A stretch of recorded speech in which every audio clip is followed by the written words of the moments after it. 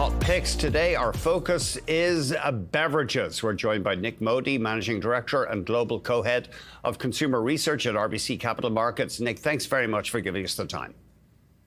Thanks for having me. Start off, if you would, with Primo Water. How are they a participant in the water business, and why do you like the look of the stock?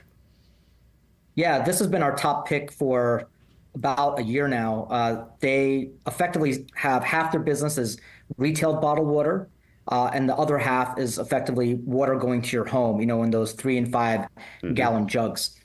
They just merged with one of their biggest competitors. So in a market that is really tough to see profit growth and top line, they have a lot of asymmetric drivers help through this merger, right? Whether it be synergies or distribution upside to muscle through some of the downturn. On top of that, we think this management team is very sharp. I think there's a lot of upside around executing better customer service.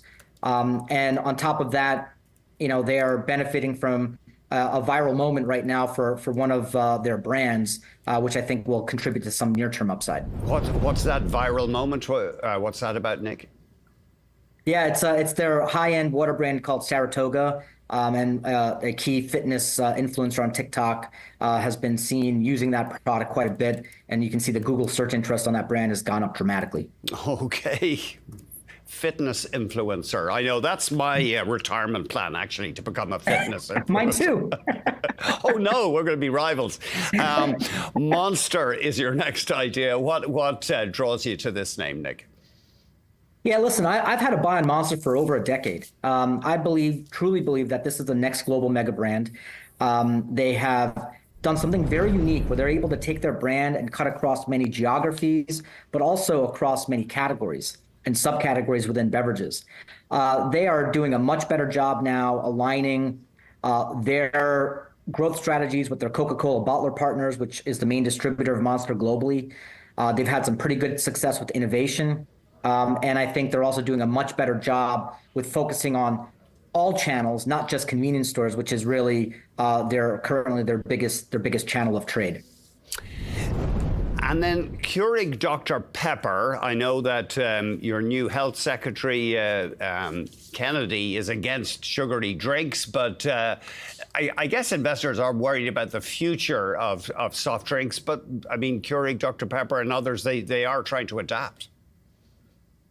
Yeah, I mean, what's fascinating, Keurig Dr. Pepper reported yesterday they delivered a very good number, actually, and it was driven by carbonated soft drinks. So, listen, I've been covering this industry for a really long time, and I've been hearing about the health and wellness angle being a reason of not to buy some of these stocks. But the reality is consumers want indulgences, and it's a job of the suppliers, the beverage manufacturers, to make their brands relevant in those moments. And I think Keurig Dr. Pepper has done a very good job on that. On top of that, they have a lot of distribution partnerships that they're striking that, again, similar to Primo, will help them kind of muscle through some of the slowdown that we're seeing more broadly.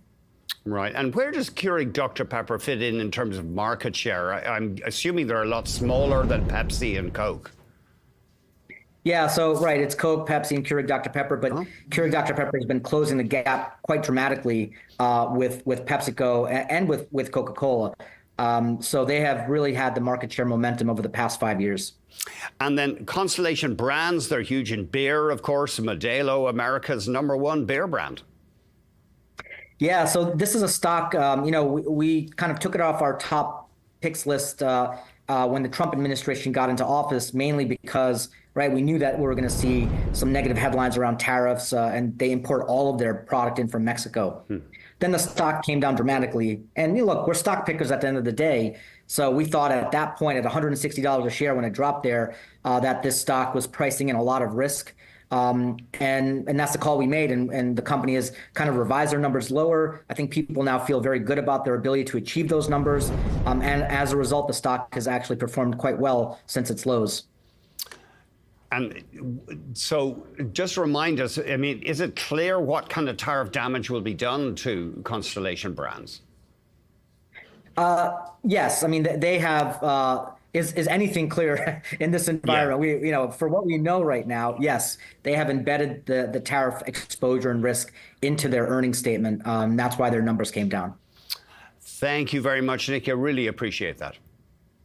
You bet. Nik Have a good Modi, weekend. Nik Modi, Managing Director and Global Co-Head of Consumer Research at RBC Capital Markets. If he's going to be a fitness influencer, I'll become a lifestyle influencer.